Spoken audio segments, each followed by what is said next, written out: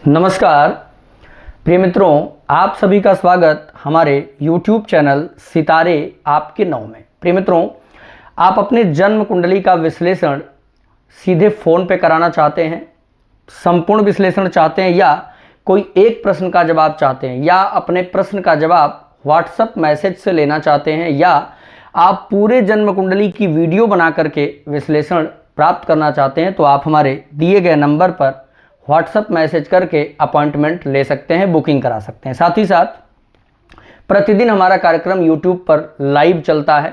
मात्र 300 रुपये की दक्षिणा से वहां पर आप फुल प्रेडिक्शन सुन पाएंगे। साथियों, आज हम चर्चा करेंगे कुंडली में मार्केस कैसे देखा जाता है, और कुंडली में अगर मारक ग्रह की दशा चल रही हो तो आपको क्या उपाय करना चाहिए, और कुंडली में कौन भाव मारक होता है और क्यों होता है। वैसे जो लोग हमें सुन पा रहे होंगे, आप जानते हैं कि कुंडली के दूसरे भाव को और सातवें भाव को हम मारक भाव कहते हैं, लेकिन आज हम चर्चा करेंगे कि ये दो घरों को हम मारक क्यों कहते हैं, कोई और भाव मारक क्यों नहीं, क्यों यही दूसरे घर को और सातवें घर को ही हम मारक कहते हैं। अगर इन घरों को मारक कहते हैं तो मार्केस कैसे लगती है, और कुंडली में अगर मार्केस चल रही हो तो जीवन में आपकी इतना संकट आएगा कि आप सोच नहीं सकते हैं। प्रिय मित्रों, जन्म पत्रिका में मार्केस का अर्थ ये नहीं कि आपकी मृत्यु हो जाएगी। बहुत से लोग तो यही सोच के डर जाते हैं और ज्योतिषी लोग बता देते हैं कि आपको मार्केस चल रही है। अब मन घबरा जाता है कि अरे हमको तो मार्केस चल रही है, अब तो हम मर जाएंगे, अब तो हमको कहीं ना कहीं से अचानक मृत्यु का सामना करना पड़ेगा। बिल्कुल ऐसा नहीं होता है। मार्केस का अर्थ मृत्यु से नहीं है। मार्केस का अर्थ है आपके जीवन में आ रही कठिनाई, आपके जीवन में आ रही पीड़ा, और वह पीड़ा इतने लंबे समय तक चलना कि आपकी मृत्यु हो जाए। तो उस कठिनाई को आप बीच में रोक सकते हैं, उस समस्या से बच सकते हैं उपाय करके। जो ग्रह आपका मारक है, जो ग्रह मार्केस है। अब कठिनाई किस प्रकार की, अगर मार्केस चल रहा है तो ऐसा नहीं कि केवल रोग देगा। मार्केस चल रहा है तो आपका कोई काम ही नहीं बनने देगा। मार्केस चल रहा है तो आपके जीवन में अनेक प्रकार के संकट आएंगे, आपकी यात्रा दुखद होने लग जाएगी, आपके स्वास्थ्य में, आपके बीमारी में निरंतर परेशानियां बढ़ती जाएंगी। कोई दवा कर रहे हैं, दवा काम करने की बजाय और नई बीमारी पैदा करने लग जाएगी। साथ ही साथ कोई भी काम आपका समय पर पूर्ण नहीं होगा, जीवन में क्लेश उत्पन्न होने लग जाएगा, वैवाहिक जीवन खराब होगा, नौकरी बार बार छूटने लगेगी, बार बार अपने लोगों से विवाद होने लगेगा, पॉलिटिक्स का सामना आप करेंगे, तंत्र मंत्र जादू टोना टोटका से भी बार बार परेशानियां जीवन में आनी शुरू हो जाएंगी। ये होता है मार्केस दशा का प्रभाव। और मार्केस जब कुंडली में चलता है तो जातक कितना भी ज्ञानवान हो, कितना भी विद्वान हो, उसके जीवन में बहुत कठिनाई आने लग जाती है, और एक समय ऐसा आता है कि वो परेशानी से, अपने समस्या से जूझ करके अपना दम तोड़ देता है। इसी को कहते हैं मार्केस। कुंडली में कैसे देखते हैं प्रिय मित्रों, दूसरे घर को और सातवें घर को हम मारक कहते हैं, और इन्हीं दो घरों के स्वामी को मार्केस कहा जाता है।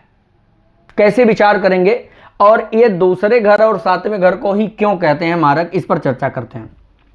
सबसे पहले जान लीजिए, जन्म कुंडली का जो 8वां घर है, अष्टम भाव, इससे विचार होता है आयु का, आयु या उम्र का। कुंडली से 8वें घर से विचार करेंगे उम्र का, और एक ज्योतिष में सूत्र होता है भावत भावम, तो 8वें से 8वां देखना है। 8वें से 8वां यानी कुंडली का तीसरा घर होता है, इससे भी आयु या उम्र का विचार हम करेंगे। तो आपको कुंडली में दो घर मिल गए, एक तो 8वां घर, एक तीसरा घर। किस चीज के लिए, आयु के लिए, उम्र के लिए। अब इन दो घरों से आपको जब उम्र का विचार करना है तो उम्र का व्यय किस भाव से होगा। कुंडली में जब भी द्वादश शब्द लगेगा, 12वां शब्द लगेगा, 12वां घर देखा जाएगा, तो वहां से विचार होता है व्यय का, खर्च का। तो लग्न से जो व्यय होता है, लग्न से जो 12वां होता है, वो आपके लग्नेश के खर्च का होता है, लग्नेश के व्यय का होता है। जातक जीवन में कहाँ इन्वेस्टमेंट करे, कहाँ खर्च करे, कैसा होगा जीवन, उस पर विचार होता है। लेकिन अब उम्र के खर्च की अगर हम बात करेंगे कि आयु का खर्च कैसे हो रहा है, कितना हो रहा है, तो इसके लिए इन्वॉल्व होगा कुंडली का 7वां घर, यानी 8वें से 12वां। तो 8वें से 12वां आपका 7वां आ गया और तीसरे से 12वां आपका दूसरा आ जाएगा।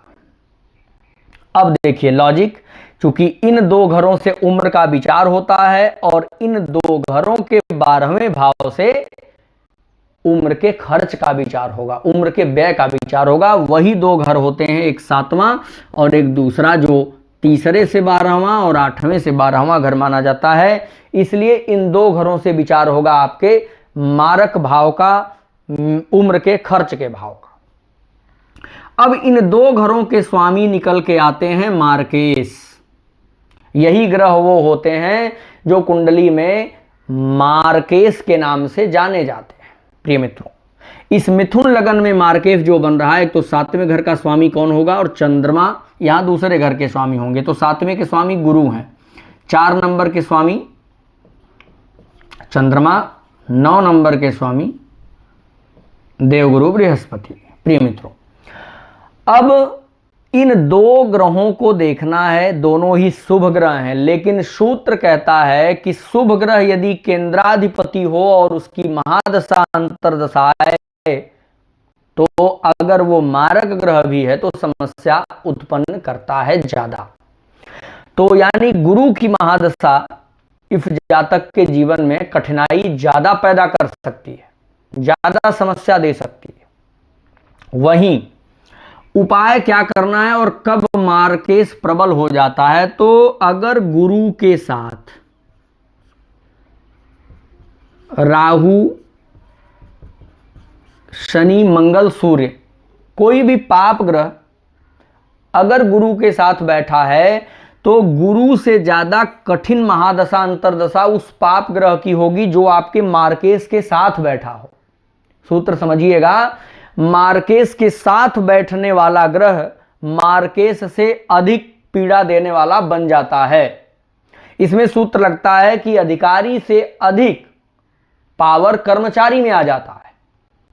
तो यहां जो ग्रह मुख्य रूप से आपका मार्केश है, उसके साथ अगर किसी पाप ग्रह की युति है, तो उस पाप ग्रह की जो युति वाला ग्रह है उसकी महादशा अंतरदशा आपके जीवन में अधिक पीड़ा उत्पन्न करेगी। जैसे यहां का मारक चंद्रमा है, कुंडली में कहीं भी चंद्रमा के साथ अगर शनि बैठा है, तो अब चंद्रमा से ज्यादा पीड़ा शनि की महादशा में आपको उठानी पड़ेगी। यह है आपके मार्केश की व्यवस्था। कुंडली में अगर मार्केश की अंतरदशा महादशा या मार्केश के साथ रहने वाले ग्रह की अंतरदशा महादशा चल रही है, तो ऐसे समय पर आपको क्या करना चाहिए, तो जो ग्रह निकल के आ रहा है उस ग्रह का मंत्र जाप और हवन करवाना चाहिए। दूसरा, उस ग्रह के लिए रुद्राक्ष तत्काल धारण कर लेना चाहिए। मैं आपको सभी ग्रहों का रुद्राक्ष बता देता हूं, कौन से ग्रह के लिए कितना मुखी रुद्राक्ष पहनना चाहिए। तो सबसे पहले आप नोट कर लीजिए, सूर्य, चंद्रमा, मंगल, बुध, गुरु, शुक्र, शनि, राहु, केतु। तो सूर्य के लिए 1 मुखी, चंद्रमा के लिए 2 मुखी, मंगल के लिए 3 मुखी, बुध के लिए 4 मुखी, गुरु के लिए 5 मुखी, शुक्र के लिए 6 मुखी, शनि के लिए 7 मुखी, राहु के लिए 8 मुखी, केतु के लिए 9 मुखी रुद्राक्ष धारण करने से ये सभी ग्रह शुभ परिणाम देने वाले हो जाते हैं। और यदि कोई ग्रह मार्केश हो और उसका रुद्राक्ष धारण किया जाए, तो जीवन में आने वाली पीड़ा से आप बच सकते हैं। जबकि मार्केश ग्रहों का रत्न आपको नुकसान कर सकता है, पीड़ा उत्पन्न कर सकता है, जबकि रुद्राक्ष का कोई साइड इफेक्ट नहीं होता है। तो रुद्राक्ष धारण करें। और आप भी देखिए मार्केश कौन है आपके कुंडली में, उस ग्रह का क्या उपाय सही होगा। आप रुद्राक्ष भी पहन सकते हैं, उस ग्रह का मंत्र जाप हवन करवा सकते हैं। तो किसी प्रकार के रत्न रुद्राक्ष ब्रेसलेट के लिए आप इस नंबर पर संपर्क कर सकते हैं। अपने कुंडली विश्लेषण के लिए संपर्क कर सकते हैं। ज्योतिष सीखना चाहते हैं तो भी आप इस नंबर पर हमसे ज्वाइन करके बात कर सकते हैं। नमस्कार।